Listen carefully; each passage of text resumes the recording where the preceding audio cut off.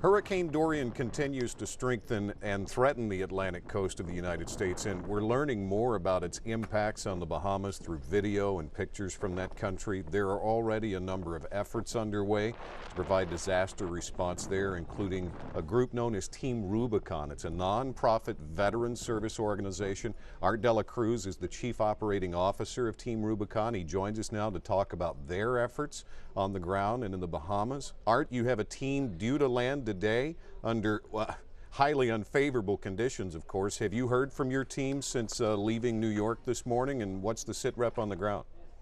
You know, we haven't heard from the team that's making their way to the Bahamas just yet, but certainly some of the peripheral messaging is there's a ton of devastation there. So the folks that we've sent there today are equipped to try to assess where the services that we could provide, which is the capabilities that our military veterans and other volunteers could bring to bear, could be utilized, and then we'll begin to assemble and formalize the plan from there. And that's in addition to the teams that are scattered all up and down the East Coast, from Florida all the way up to the Carolinas, to provide reconnaissance and route clearing capability. Team Rubicon has responded to hundreds of incidents over the last decade since its founding. While every incident is different in size, scope, location, what makes Dorian different for your team? Boy, I tell you, you know, and trying to put on the hindsight glasses, I think one of the things about Dorian is the unpredictability. We've been watching it spin up in the Atlantic. We watched it across Puerto Rico, and then now, you know, to see it stall out over the Bahamas with the severity of its growth, as well as, you know, just the pure endurance of it over the islands has been simply stunning. And that, you know, allows us also to take a look at its predictable path, hopefully up the East Coast. I think those are the biggest things. In some ways, its speed being slow has allowed us to carefully plan and position equipment and people to respond should it make landfall in the U.S. or the effects. But obviously within the Bahamas, it's a whole new ball game. It's like nothing we've seen, but we'll respond as best we can. So part of your response to Dorian includes what's known as route clearance. That's where you go in and essentially clear a path. What's different about your approach and methods than, say, a local responding agency? Yeah, I think what's important to note is we'll always do it in coordination with the local authorities. What we bring is just additional capabilities. We've got people that are trained to use heavy equipment, people that are trained as, you know, sawyers.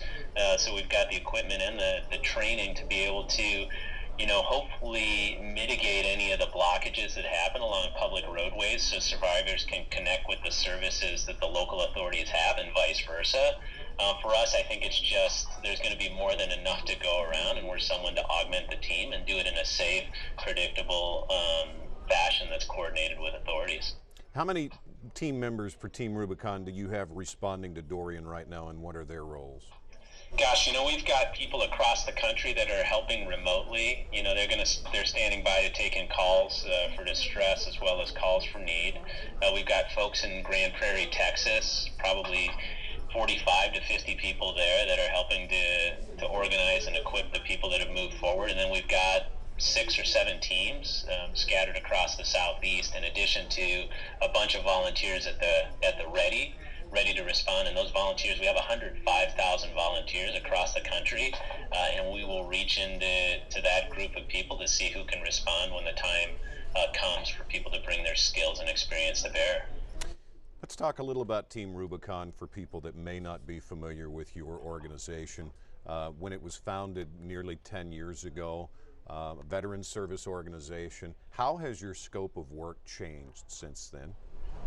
You know, since it was founded in, you know, as you said, almost 10 years ago in Haiti, the organization has really begun to go through a couple of different phases. It started out primarily international response, and we really began to figure out that domestic response was the best way to serve the communities in the United States that were affected by disasters, and actually activate our veteran population and give them the ability to reconnect through Team Rubicon and disaster response with community identity and purpose. We're finding now that in our growth, we're kind of rekindling that international experience, primarily through international medical teams, emergency mobile teams that are able to deploy. They've been to Mozambique twice this year, Guatemala, Guyana, to provide medical services, and they're standing by to respond in the Bahamas as necessary. So it's really been different points of inflection. We've already done nearly 80 responses domestically.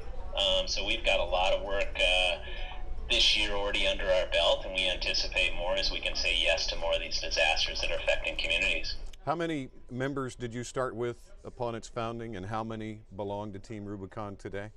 Yeah, 8 people, and now it's 105,000. So the growth has really been exponential, and it's really because people want to make a difference. You mentioned 45 to 50 members in Grand Prairie. That's outside of Dallas-Fort Worth, or in between Dallas-Fort Worth. What about Houston, Southeast Texas? Can you talk about maybe members of Team Rubicon that are in our part of the world here? Yeah, Houston has always been a centerpiece of Team Rubicon's human capital. We have incredible volunteers and sponsors throughout Houston. We are actually still there rebuilding homes after Harvey. We are, on pace to finish our 100th home in the Houston area. We've extended for another year. So we are actively, engaged in the long-term recovery. Additionally, Houston volunteers will surge forward as required. They've answered the call basically coast to coast.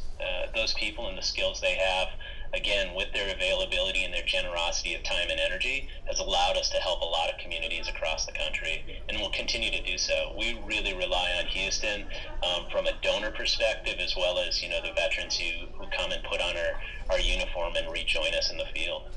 How can veterans join and help from the Houston area for Team Rubicon? Yeah, for the veterans, and for that matter, any civilians, they can come to our website, www.teamrubiconusa.org. If you can't give of your time, you're welcome to donate, and certainly for the people that are out there with skills and experience, we'd love to have you help us in the field, and that website will guide you on both of those paths. Art Dela Cruz from Team Rubicon, thanks for taking the time to visit with us today. Of course, and thanks for having us. Appreciate all your support.